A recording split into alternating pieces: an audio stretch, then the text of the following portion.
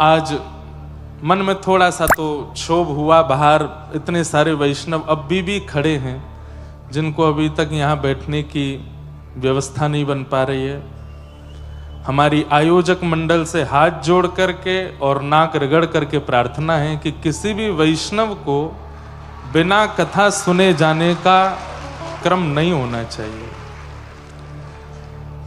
हम और कुछ नहीं चाहेंगे, चाहें तो हमारी दक्षिणा भी ना दी जाए हमें, लेकिन जितने भी श्रोता आवे उनको बैठने की उत्तम व्यवस्था दी जाए।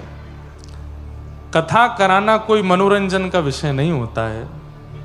अभी आजकल एक नया विषय चला है कि हम कहीं भी कथा करने जाते हैं, हम 2 ही दिन पहले ही प्रचार में नाम अपने सब जगह डलवाते हैं कि कथा है, और 2 दिन में इतनी संख्या में लोग हो जाते हैं। ये कितने बड़े सौभाग्य की बात है कि लोगों में इतना प्रेम बढ़ रहा है कथा के प्रति, सनातन के प्रति।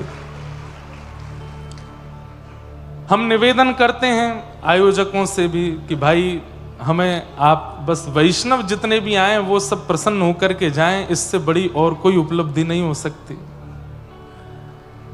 यजमान चाहे जितने भी बन जाएं, एक से एक व्यक्ति डोनेशन करने वाला आ जाए, उससे कथा की शोभा नहीं है। कथा की शोभा भक्तों से है, कथा की शोभा श्रोताओं से है। और हमारी प्रार्थना उन लोगों से भी है जो नीचे बैठने के पूरे काबिल हैं लेकिन फिर भी कुर्सी पर बैठे हैं। उनसे हमारी प्रार्थना है कि कल अगर आप एक भी व्यक्ति अगर नीचे बैठने की पूरी योग्यता रखते हैं और फिर भी आप नीचे नहीं बैठ रहे हैं, तो आप कम से कम 4 श्रोताओं की जगह घेर रहे हैं।